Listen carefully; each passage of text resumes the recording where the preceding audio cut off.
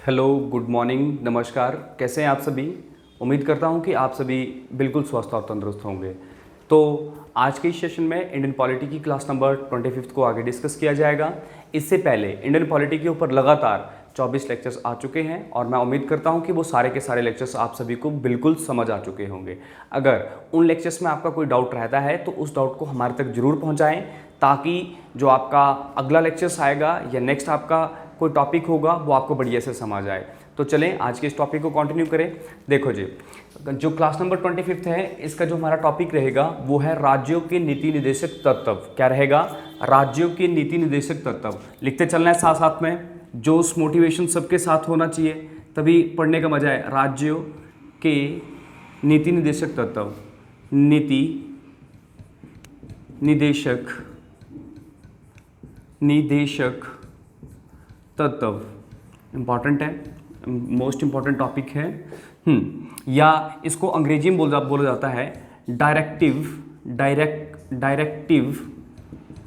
Principles of state and policy. जी देखो, इस पूरे टॉपिक को हम बढ़िया से समझेंगे और प्लस ये देखेंगे कि आज तक एग्जामिनर ने यहाँ से किस तरह के क्वेश्चंस पूछे हैं। तो चलो इस टॉपिक को कंटिन्यू करते हैं। सबसे पहले राज्यों के नीति निर्देशक सिद्धांत जो हैं, इसको तत्व को सिद्धांत भी बोला जा सकता है ना। तो बोला जाता है इसका वर्णन हमारे संविधान में भाग नंबर 4 में किया गया है। भाग नंबर 4 में आपके पास राज्य के नीति निर्देशक सिद्धांत का वर्णन किया गया है। प्लस अगर मैं आर्टिकल्स की बात करूं, आर्टिकल नंबर 36 to 51 इसके बारे में बात करते हैं। पार्ट नंबर 4 में directive principle of state and policy and 36 to 51 जो आर्टिकल है वो इससे रिलेटेड है। प्लस नंबर 2 पे लिखते चलो, ये सारे क्वेश्चंस पेपर में वैसे बनते हैं। दूसरा फैक्ट इंपॉर्टेंट क्या है, इसका सोर्स क्या है? टीपीएसपी। जब हम कॉन्स्टिट्यूशन स्टार्ट करते हैं और जब हम अपनी पहली क्लास स्टार्ट करते हैं तो उसमें हम देखते हैं कि हमने अपने कॉन्स्टिट्यूशन में बहुत सारी चीज़ें जो हैं वो अदर कॉन्स्टिट्यूशन से कॉपी करी है। तो उसी तरह से पूछा जा रहा है राज्य की नीति निर्देशक सिद्धांत का सोर्स क्या है, कि हमने इसको कहाँ से कॉपी करा है, सोर्स क्या है? तो वो क्या है? आयरलैंड। क्या है? आयरलैंड। मोस्ट इंपॉर्टेंट है। क्या बोलेंगे इसको? आयरलैंड। क्लियर है चीज़ें? अब जी इतनी चीज़ें इंपॉर्टेंट है जो लोअर एग्जाम्स की तैयारी कर रहे हैं, फॉर एग्जांपल पुलिस पटवारी या कुछ इस तरह के एग्जाम्स की क्लरिकल लेवल की, उनके लिए तो ये क्वेश्चन ही काफ़ी है। यहाँ तक ही चीज़ें पूछ ली जाती हैं कई बार, पर हमें चीज़ें पढ़ना पूरी तो पड़ेगी, है ना। अब आ जाओ जी, क्या है यहाँ पे बोला जाता है कि राज्य के नीति निर्देशक सिद्धांत जो हैं वो क्या बताते हैं, क्या ऑब्जेक्टिव क्या है, क्या उद्देश्य क्या है, कहना क्या चाहता है ये टॉपिक, वो समझ लो थोड़ा सा।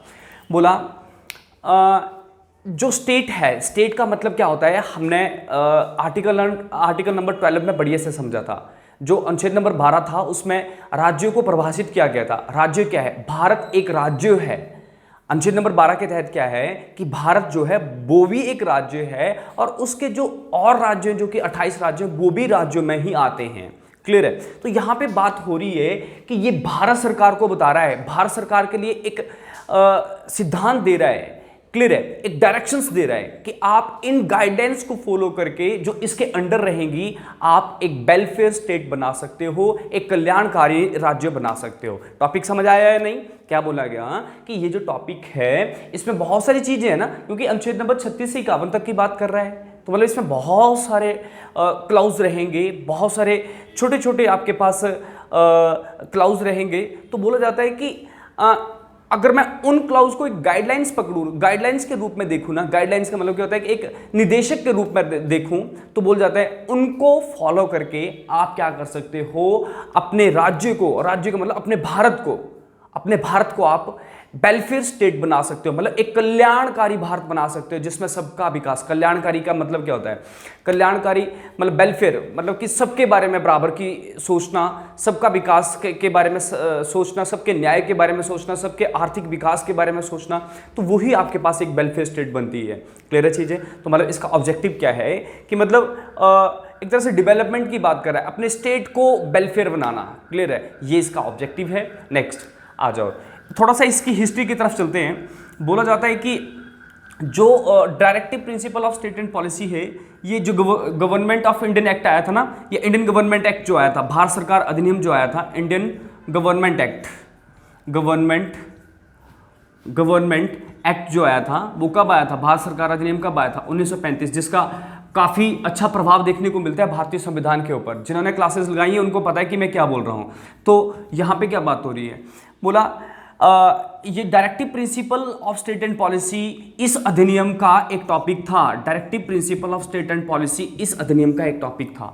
मतलब कि ये जब ब्रिटिश लोगों के द्वारा भारतीयों के लिए एक छोटा संविधान बनाया गया था, जिसको हम भारतीय क्या बोल सकते हैं उससे, इसको भारत सरकार अधिनियम 1935 का नाम देते हैं। बोला भैया उसमें डीपीएसपी था। क्लियर है मेरी बात, सही चीजें हो रही हैं। अब आ जाओ, ये भी आपको पता चल चुका है कि इसका जो जिक्र है वो पहले हुआ है, या जो हमारा एक एक्ट था, ब्रिटिश लोगों ने जो हमारे ऊपर एक एक्ट बनाया था 1935 में, उसमें उसका जिक्र हुआ है। ये भी सही है चीजें। अब जी देखो ये कैसा टॉपिक है, इसमें आप याद रखना ये नॉन जस्टिसेबल टॉपिक है, नॉन जस्टिसेबल टॉपिक है ना, कि मतलब यहाँ पे कोई भी इस टॉपिक को चैलेंज नहीं कर सकता है। जैसे फॉर एग्जांपल मैं अभी पिछले टॉपिक की बात करूं, फंडामेंटल राइट जो था, अधिकार, इसमें भी बहुत सारे अधिकारों की बात करता है ये directive principle of state and policy. ये बहुत सारे अधिकार देखने को मिलेंगे यहाँ पे, पर यहाँ पे सारे जो हमें अधिकार देखने को मिलेंगे वो आर्थिक, है ना, आर्थिक लोकतंत्र के हिसाब से होंगे, या जो इकोनॉमी से रिलेटेड होंगे उन अधिकारों की बात करेंगे।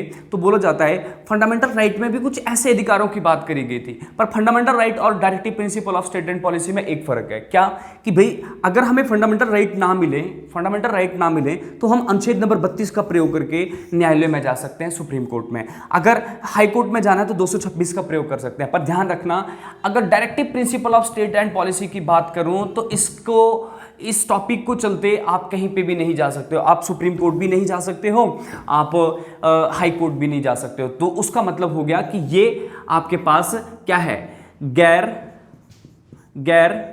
बाध विषय है, गैर बाध विषय है। मतलब इसका मतलब क्या हुआ कि आप इसको चैलेंज नहीं कर सकते हो ना, है ना, ये आपके पास चैलेंज योग्य है ना, बाध योग्य है ना, बाध योग्य, गैर बाध योग्य विषय है ना, इसको आप चैलेंज नहीं कर सकते हो कभी भी। चीजें समझ आएंगी आगे जब आप ढंग से इस चीज को पढ़ोगे। क्लियर है? तो देखो ये क्या है, देखो सोचो इस चीज को। हमारे कॉन्स्टिट्यूशन में एक ऐसा टॉपिक बना दिया गया है जिसमें गाइडलाइंस दी गई हैं कि अगर आप इन गाइडलाइंस को फॉलो करोगे तो एक वेलफेयर स्टेट बन पाएगी, है ना। पर ये भी बोला गया है कि भाई ये जो है ना, ये ऐसा टॉपिक है कि अगर आपको वो गाइडलाइंस जो दी गई है directive principle of state and policy में, अगर भारत सरकार उसको फॉलो नहीं करती है तो भाई वो उसके लिए आप किसी न्यायालय में भी नहीं जा सकते हो। तो मतलब ये कुछ अजीब सा टॉपिक है ना, तो ध्यान रखना। इसी के लिए बहुत सारे जो लोग थे या जो कुछ महान हस्तियां थी, जैसे मैं बात करूं बी आर अम्बेडकर की बात करूं, उन्होंने इसके ऊपर एक संज्ञा करी। बी आर अम्बेडकर ने इस पूरे टॉपिक को अनोखी विशेषता का नाम दिया, अनोखी विशेषता की संज्ञा दी, ये नाम दिया। क्लियर है? उसी तरह से टी कृष्णमाचारी, याद रखना कृष्णमा, ये सारे संविधान सभा के लोग थे, है ना, कृष्णमाचारी। क्लियर है?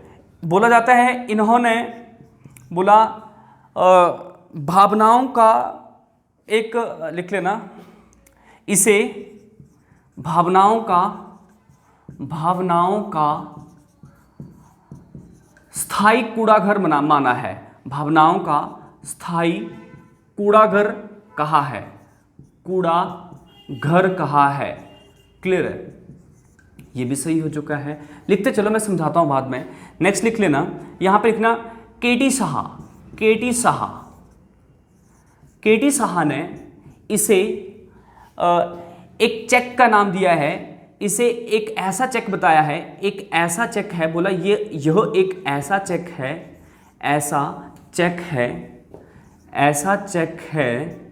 चेक मतलब जो बैंक का होता है ना, जिसे बैंक अपनी सुविधा अनुसार जारी करेगा, जिसे बैंक अपनी सुविधा अनुसार जारी करेगा, अपनी सुविधा अनुसार जारी करेगा, सुविधा अनुसार जारी करेगा। इन सारी चीज़ों को लिख लो, मैं समझाता हूँ कि क्या बोल रहे हैं ये।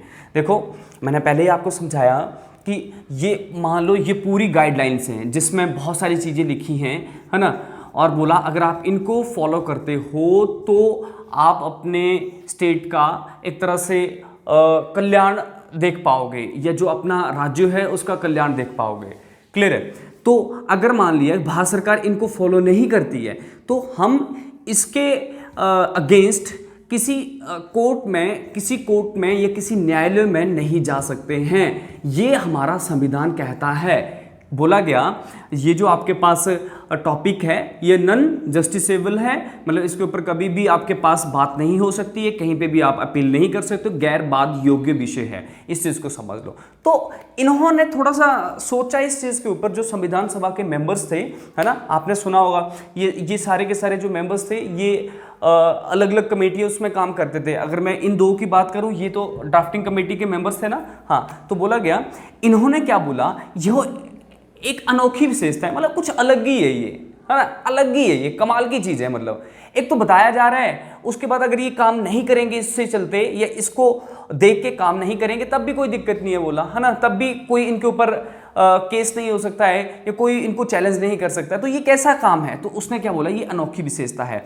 टीटी कृष्णाचार्य इसके लिए क्या बोलते हैं, बोला ये भावनाओं का मतलब, मैं सोच रहा हूँ कि भैया मेरे घर के पास स्कूल नहीं है, मैंने सोचा कि भाई मेरे यहाँ पे स्कूल बना देंगे, मेरे डिस्ट्रिक्ट में कोई सही वाला हॉस्पिटल नहीं है तो वहाँ पे डॉक्टर्स की फैसिलिटी नहीं है सही वालों की, है ना, तो मैं सोच रहा हूँ कि भाई यहाँ पे डॉक्टर्स भी सही से मिल जाएं। तो बाद में अगर मैं देखता हूँ कि भाई मैंने थोड़ा इस चीज़ के लिए कोशिश करी, एमपी से बात करी, सबसे बात करी, पर फिर भी यहाँ पे हमें वो सुविधाएं ना मिल पाई जो हमने सोची थी। क्लियर है? तो भाई फिर भी मैं कुछ नहीं कर पाऊंगा यहाँ पे। तो क्या है, ये भावनाओं का स्थायी कूड़ाघर है। मैं अपने भावनाओं को, अपनी अंदर की जो मेरी इच्छाएं हैं, मैं वो उनको अंदर ही अंदर एक तरह से पैदा करता रहूँगा, पर ये पूरी होंगी मेरी इच्छाएं या नहीं होंगी वो डिपेंड करता है गवर्नमेंट के ऊपर। क्लियर है? तो टीटी कृष्णाचार्य की ये जो बात या कथन था वो आपने देखा। नेक्स्ट, केटी शाह क्या बोलता है, बोला ये एक प्रकार का चेक है जिसे बैंक अपनी सुविधा के अनुसार जारी करेगा। चेक किए भाई, है ना, बैंक मतलब बैंक कौन हुआ यहाँ पे, भारत सरकार एक बैंक हुई। भारत सरकार को लगेगा अच्छे प्रॉफिट में होगी तब वो इसके ऊपर काम करेगी, अदरवाइज नहीं करेगी। ये मानना था किसका, केटी शाह का। तो बहुत बार पेपर में इन तीन जो लोग हैं यहीं से क्वेश्चंस भी पूछा गया है। ज़्यादा करके B.R. अम्बेडकर ने क्या कहा था, केटी शाह ने क्या कहा था। क्लियर चीज़ें? अब चलो जी, हम इस टॉपिक को बढ़िया से कंटिन्यू करते हैं। चलो, ये टॉपिक वैसे थोड़ा घुमाने वाला है, पर आप इसको एक बार रिप्ले करके सुनना, सारी चीज़ें बढ़िया से समझ आ जाएंगी। दिक्कत आएगी तो कमेंट सेक्शन का जरूर यूज़ करना। आ जाओ जी। देखो, आर्टिकल नंबर 36 to 51 काम करता है ये। तो सबसे पहले मैं आर्टिकल नंबर 36 को एक्सप्लेन करता हूँ। आर्टिकल नंबर 36 में डीपीएसपी की बात हुई है, मतलब कि जो राज्य की नीति निर्देशक सिद्धांत है उसके बारे में जिक्र किया गया है। सिंपल सी बात हो रही है। उसके बाद आर्टिकल नंबर 37 मतलब एक तरह से प्रभाषित किया गया है ना, डीपीएसपी को एक्सप्लेन किया गया है कि डीपीएसपी है क्या, सिंपल सा ये समझ लो। आर्टिकल नंबर 37, आर्टिकल नंबर 37 बोलता है कि ये आपके पास जो टॉपिक है वो बाद योग्य नहीं है, मतलब आप इसको चैलेंज नहीं कर सकते हो। बाद योग्य नहीं है, मोस्ट इंपॉर्टेंट है, योग्य नहीं है, आप इसको चैलेंज नहीं कर सकते हो, चैलेंज नहीं कर सकते हो। आप कहीं इसके खिलाफ कोर्ट या न्यायालय का दरवाजा नहीं खटखटा सकते हो। क्लियर है? न्यायालय का दरवाजा नहीं खटखटा सकते हो। Article number 37। आ जाओ आर्टिकल नंबर 38, मोस्ट इंपॉर्टेंट है, सुनते जाने चीजें और लिखते चलना है। बोला गया राज्यों लोक कल्याण के लिए, लिखते लेना, राज्यों लोक कल्याण के लिए सामाजिक व्यवस्था बनाएं, कल्याण के लिए सामाजिक व्यवस्था बनाएं, सामाजिक व्यवस्था बनाएं जिससे लोगों का आर्थिक, लिख लेना, जिससे लोगों को सामाजिक, आर्थिक और राजनीतिक न्याय मिल पाए, सामाजिक, आर्थिक और राजनीतिक न्याय मिल सके, आर्थिक और राजनीतिक न्याय मिल सके, नैतिक राजनैतिक न्याय मिल सके। क्लियर है? तो ये इंपॉर्टेंट था, बोला गया। इसका 38 का जो एक सब पार्ट है, सब पार्ट मतलब छोटा सा, ये छोटा वन है ना। राज्य लोक कल्याण के लिए सामाजिक व्यवस्था बनाए, मतलब सोशल पॉलिसीज बनाए, और वो पॉलिसीज ऐसे होने चाहिए जिससे लोगों को क्या मिले, न्याय मिले, न्याय हो, है ना, जस्टिस मिले, सामाजिक न्याय, आर्थिक न्याय, क्लियर है, प्लस राजनीतिक न्याय उसे मिले। क्लियर है? इसका एक और पार्ट है, इसमें याद रखना, इसमें क्या बोला जाता है कि सभी नागरिकों को लिखना, सभी नागरिकों को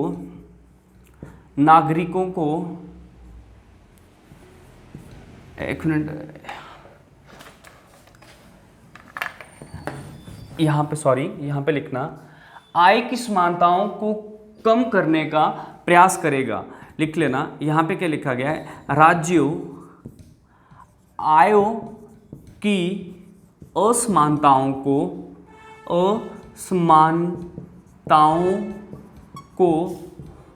कम करने का प्रयास करेगा। क्लियर है? इसका मतलब क्या हुआ, आय की समानताओं का मतलब क्या हुआ, असमानताओं का मतलब क्या हुआ कि मतलब देखो हमारे यहाँ पे एक रिपोर्ट आई है और उसके तहत क्या बात होती है, बोला गया अगर मैं इस पूरी दुनिया का पैसा देखूं वो कितना है, 100% पैसा मान लो, जो टोटल मनी है वो कितनी, कैपिटल है वो कितनी है, 100%। पर बोला जाता है 100 में से 70% जो है वो कुछ ही चुनिंदा लोगों के पास है।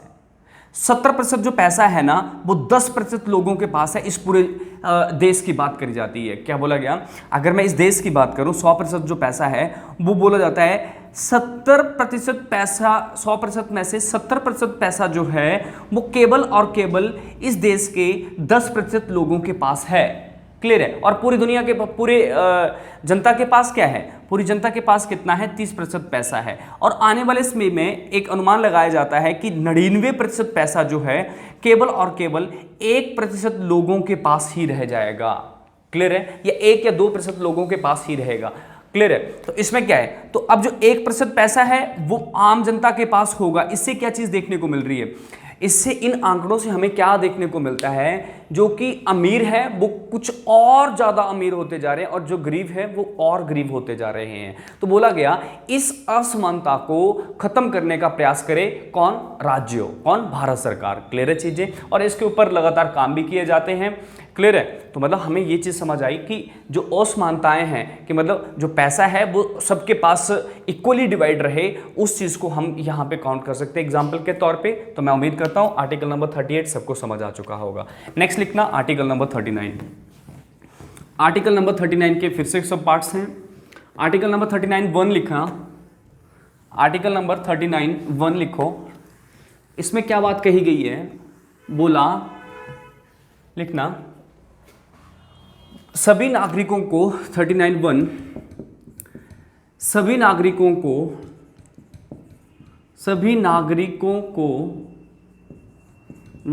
को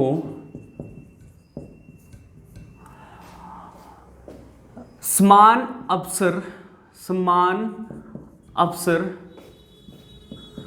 अवसर प्रदान किए जाएं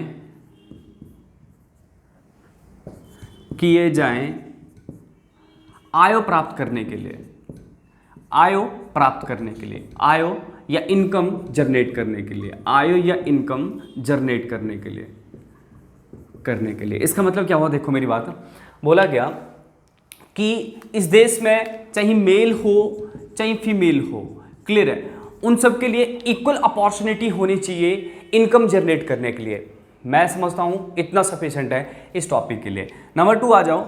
नंबर 2 क्या बात करता है, बोलता है कि इस देश में जितने भी संसाधन हैं उनको इस तरह से बांटा जाए ताकि जो संसाधन है वो एक ही जगह केंद्रित ना हो जाएं। क्या बोला गया, इस देश में जितने भी संसाधन हैं, जितने भी रिसोर्सेज हैं, संसाधन हैं, उनको इस हिसाब से बांटा जाए या डिस्ट्रीब्यूट किया जाए, बांटा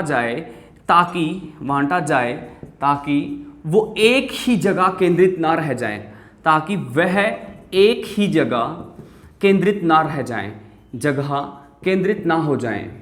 क्लियर है? इसका मतलब क्या है कि मतलब जो रिसोर्सेज है, रिसोर्सेज का मतलब आप फॉर एग्जांपल मान लो रिवर जो है ना, रिवर किस काम आती है भाई? पानी के काम आती है ना, और पानी हर किसी की एक नीड रहती है, ज़रूरत रहती है। तो ऐसा नहीं है कि पानी को कुछ इस तरह से बांटा जाए कि दो लोग उससे पूरा खुश हैं और बाकी के लोग उससे पूरे परेशान हैं कि उनको पानी मिल नहीं रहा है। इक्वली डिस्ट्रीब्यूट होना चाहिए जो भी रिसोर्सेज है। मैंने तो पानी का एक टॉपिक लिया ना, रिसोर्सेज है, जितने भी रिसोर्सेज है भारत सरकार के पास वो सारे के सारे इक्वली डिस्ट्रीब्यूट किया जाए, ताकि वो एक ही, ताकि ऐसा ना हो कि जो कुछ लोग हैं उससे वंचित रहे और कुछ लोग को उसका बेनिफिट मिले। सबको इस चीज़ का बेनिफिट मिलना चाहिए। क्लियर है? नेक्स्ट आ जाओ नंबर 3। इसमें ही आपके पास एक और सब पार्ट है, बोला जाता है क्या था इसमें, समान कार्यों के लिए समान वेतन। ये मोस्ट इंपॉर्टेंट है, समान कार्यों के लिए समान वेतन, के लिए समान वेतन, ये मोस्ट इंपॉर्टेंट है। क्लियर है? जो आप काम करते हो उस काम के लिए इक्वल सैलरी होनी चाहिए। इसका सिंपल सा मतलब क्या है, मेल और फीमेल, मेल फीमेल जो एक है ना जेंडर है, तो ऐसा नहीं कि मेल काम करेगा तो उसको ज़्यादा सैलरी दी जाएगी, फीमेल काम करेगी तो उनको कम सैलरी दी जाएगी। अगर मेल 10 घंटे काम करता है, अगर फीमेल भी 10 घंटे काम करती है तो दोनों की सैलरी बराबर होना चाहिए। इस तरह से होना चाहिए, पर भारत में ऐसा नहीं है ना। भारत में क्या, पूरे विश्व की बात करें वहाँ पे ऐसा नहीं है। तो भैया तभी तो इसको बोला है, देखो है ऐसा नहीं, पर फिर भी हम कुछ नहीं कर सकते हैं। ये तो समझाया गया था ना हमारे कॉन्स्टिट्यूशन के द्वारा सरकार को। अब सरकार ऐसा करे या ना करे उसके ऊपर डिपेंड करता है, हम तो कुछ नहीं कर सकते, क्योंकि आर्टिकल नंबर 37 पहले बोलता है इसके ऊपर कभी भी कोई अपील नहीं कर सकता है। क्लियर है चीजें? हाँ, तो 39 की बात हो चुकी है। नेक्स्ट, तो ये 39 के छोटे छोटे पार्ट थे। अब आज यहाँ पे लिखना 39A में लिखना समान न्याय की बात करता है, समान न्याय। क्लियर है? समान न्याय का मतलब क्या है कि ऐसा नहीं है कि भाई यहाँ पे जो आपको पता है भारत की बात करें तो जातियों समाज के अंडर चलता है ये, मतलब यहाँ पे बहुत सारी जातियाँ हैं, बहुत सारे धर्म हैं। तो ऐसा नहीं है कि यहाँ पे किसी विशेष धर्म या जाति को ऊपर रखा जाए, उनको पूरा न्याय दिया जाए, जो नीचे वाला वर्ग है उसको न्याय से वंचित रखा जाए, ऐसा नहीं हो सकता है। पर ये क्या है, एक तरह से सलाहकारी विषय है, एडवाइजरी टॉपिक है। फिर से लिख लेना, ये जो डीपीएसपी टॉपिक होता है एडवाइजरी है, सलाह देता है ये केंद्र सरकार को, एडवाइजरी टॉपिक है। ये केंद्र सरकार के लिए ही नहीं सलाह है, ये राज्य सरकार के लिए भी सलाह है, क्योंकि राज्य का मतलब हम समझते हैं वो केंद्र सरकार भी आ जाती है, राज्य सरकार भी आ जाती है। तो आर्टिकल नंबर 39 आपका बढ़िया से कंप्लीट हो चुका है। नेक्स्ट आ जाओ article number 40, most important article number 40। Article number 40 में लिखना पंचायतों का गठन। आर्टिकल नंबर 40 में लिखा गया था पंचायतों का गठन किया जाए, पंचायतों का गठन किया जाए, गठन हो गांव या विलेज लेवल पे, है ना, गांव के स्तरों पे पंचायतों का गठन हो। पर हमें पता है कि जो पंचायती राज सिस्टम है भारत में आया है 73वें संविधान संशोधन के तहत, या 73rd अमेंडमेंट 1993 को। क्लियर है? तब हमें भारत में पंचायती राज व्यवस्था देखने को मिली है। ऐसे बात कर दी गई थी पंचायतों का गठन हो। क्लियर है? पर ये हुआ कब था, ये 73rd अमेंडमेंट 1993 में आपको ये चीज़ देखने को मिलती है। आगे इस चीज़ को डिस्कस करेंगे, आप इसको नोट बना के लिख लेना। क्लियर है? इस तरह से नोट लिख लेना इसका, पंचायतों का गठन हो, ऐसा बताता है कौन, आर्टिकल नंबर 40। उसके बाद आप आ जाओ, बोला गया आर्टिकल नंबर 41, आर्टिकल नंबर 41 लिखना कुछ दशाओं में, आर्टिकल नंबर 41 कुछ दशाओं में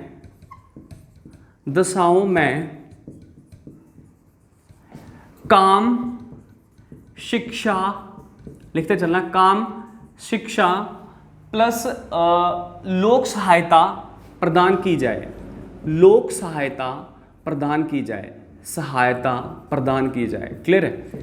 इसका क्या मतलब हुआ, देखो कि मतलब कुछ दशाओं का मतलब क्या हुआ। देखो इससे चलते हम कुछ एग्जांपल ले लेते हैं, जैसे मनरेगा है ना, मनरेगा क्या भाई, ये क्या है मनरेगा, एक तरह से हेल्प है किसके लिए, जो गरीब लोग हैं, है ना, जिनके पास पैसा की कमी है, मनरेगा। उसके बाद मैं बात करूं वृद्धा पेंशन योजना, जो बूढ़े लोग हैं जिनके पास कोई सहारा नहीं है, उनको पेंशन स्कीम दी जा रही है ना। तो वो क्या है, वो एक तरह से क्या है, कुछ दशाओं में भाई वो वृद्ध हो चुके हैं, उनका कोई सहारा नहीं है, तो वो दशा हुई काम, शिक्षा, लोक सहायता में एक तरह से सहायता प्रदान की जाए। क्लियर है चीजें। हाँ, मनरेगा हो गया, पेंशन हो गया, उसके बाद आपके पास और बहुत सारे कार्यक्रम हैं, वो सारे के सारे आपको यहाँ पे देखने को मिलते हैं। स्कॉलरशिप मान लो कि जो गरीब घर से बच्चे पढ़ने आते हैं, जिनके पास पैसा नहीं है, घर वाले उनको पढ़ना पढ़ाना नहीं चाहते, तो जो सरकार है उन्हें फ्री में पढ़ा रही है ना। तो वो सारे एग्जाम्पल्स इसमें आ जाते हैं। नेक्स्ट आ जाओ आर्टिकल नंबर 42, अनुच्छेद नंबर 42, प्रस्तुति सहायता। लिख लेना, प्रस्तुति सहायता, प्रस्तुति सहायता, सहायता। क्लियर है, ये गर्भवती महिलाओं से संबंधित है। क्लियर है, बोला जाता है कि इनको सहायता देने की बात करी गई है, और जिसके तहत क्या है, पहले 12 वीक इनको रेस्ट दी जाती थी, अब 26 वीक कर दिया गया है। क्लियर है। हाँ, तो ये इंपॉर्टेंट है कि प्रस्तुति सहायता के बारे में कौन बात करता है, आर्टिकल नंबर 42, मतलब जो गर्भवती महिलाएं हैं उनके लिए सहायता की बात करी गई। ये मैंने एग्जांपल बताया, उनको रेस्ट की बात करी गई, 12 हफ्ते की बात करी। इसमें आप और भी रख सकते हो, जैसे जब किसी महिला की डिलीवरी होती है ना, तो उस टाइम क्या होता है, बोला जाता है कि बहुत सारी योजना चलाई गई हैं कि कुछ बच्चे को किट मिलेगा, बच्चे को राशन फ्री मिलेगा, जो आंगनबाड़ी जैसी है वहाँ पे राशन भी उनको फ्री दिया जाता है। तो प्रस्तुति सहायता आप समझ चुके होंगे, है ना। क्लियर है। हाँ, तो नेक्स्ट आ जाओ, आर्टिकल नंबर 44 लिखना डायरेक्ट, क्योंकि 43 इंपॉर्टेंट नहीं है, हम डायरेक्ट 44 की बात करेंगे। यूनिफॉर्म सिविल कोड इंपॉर्टेंट है, uniform civil code, civil code या सिविल नागरिक संहिता क्या बोल जाता है, एक या समान नागरिक संहिता, समान नागरिक संहिता, इसको हिंदी में क्या बोल रहा है, समान नागरिक संहिता। क्लियर है। इसका क्या मतलब होता है, देखो ये लॉ एंड ऑर्डर्स की बात करता है कि सबके लिए एक सा कानून हो। यूनिफॉर्म सिविल कोड का मतलब, यूनिफॉर्म का मतलब एक सा। क्लियर है, सबके लिए एक सा कानून हो, वही आपके पास क्या है, कानून हो, वही आपके पास क्या कहलाता है, यूनिफॉर्म सिविल कोड। मैं अगर आपको थोड़ा सा और ऊपर की बातें बताऊं तो वो क्या है, इस देश में कानून बनते हैं दो तरह के, एक क्रिमिनल लॉ, एक क्रिमिनल लॉ या अपराधियों के लिए जो कानून बनता है क्रिमिनल लॉ, और एक बनता है सिविल लॉ, मतलब जो सिविल या नागरिकों के लिए जो लॉ बनता है उनके लिए हम उसको बोलते हैं सिविल लॉ। क्रिमिनल लॉ जो है वो भारत में सबके लिए एक है, क्रिमिनल लॉ जो है भारत में सबके लिए एक है, पर सिविल लॉ की बात करूं तो ये भारत में अलग अलग है, हर किसी के लिए अलग अलग है। जैसे फॉर एग्जांपल की बात करूं, सिविल लॉ में आपके पास आ जाता है विवाह, तलाक। क्लियर है। उसके बाद आप इसमें क्या रख सकते हो, जैसे संपत्ति और भी बहुत सारे टॉपिक्स इसमें आ जाते हैं।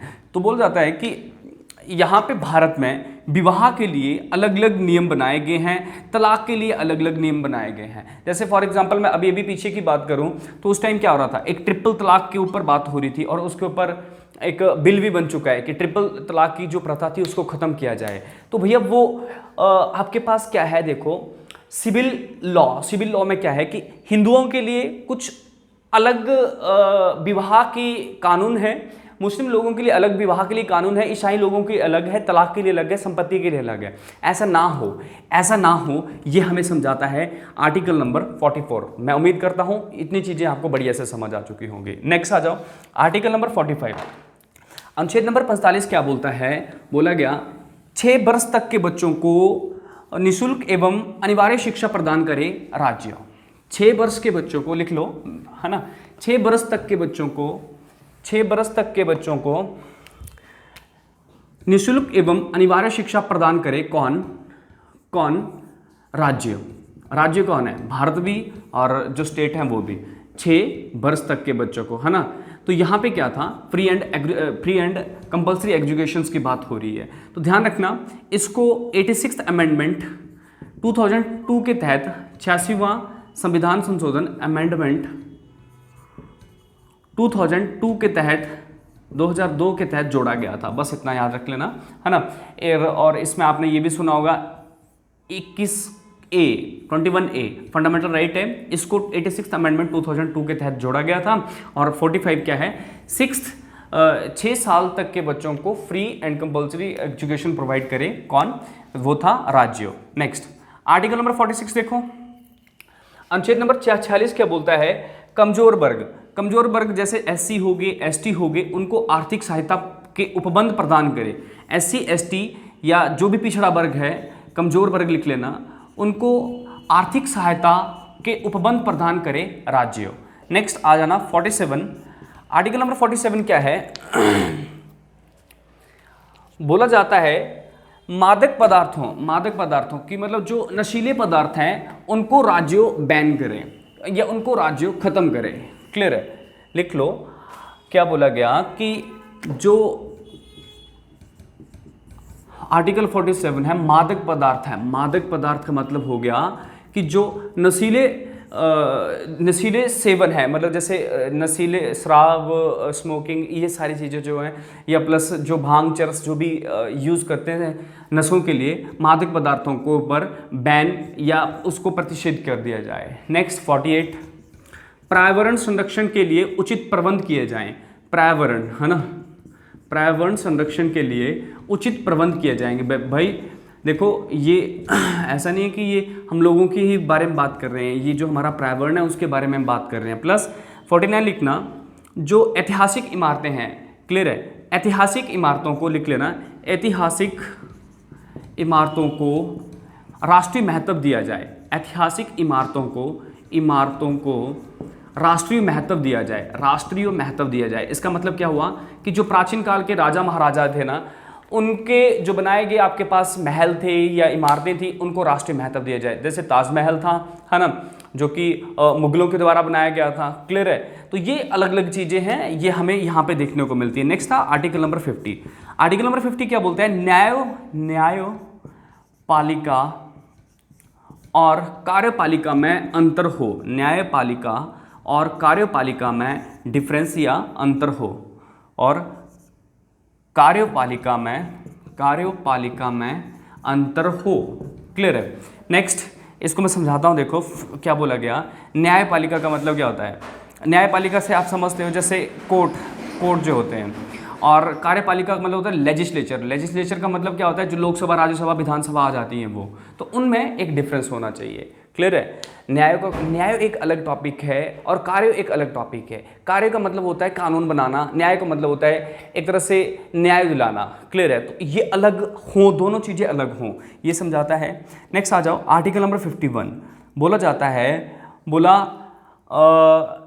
अंतर्राष्ट्रीय स्तर पे शांति बनाए रखने के लिए, लिखना, अंतर्राष्ट्रीय स्तर पे शांति बनाए रखने के लिए, मैं शॉर्ट में जल्दी लिख रहा हूँ ना, अपने हिसाब से लिखते रहना। अंतर्राष्ट्रीय स्तर पे शांति बनाए रखने के लिए राज्यों अपना योगदान दे, मतलब जो भारत सरकार है वो अपना योगदान दे। जो इंटरनेशनल पीस है उसमें भारत का भी एक योगदान रहना चाहिए, ये हमें समझाया जा रहा है आर्टिकल नंबर 51 के तहत। तो मैं उम्मीद करता हूं कि जो सारी चीज़ें आपको बताई गई है वो आपको बिल्कुल समझ आ चुकी होंगी। देखो ये गाइडलाइंस हुई ना, आर्टिकल 36 से 51 तक गाइडलाइंस हो चुकी हैं।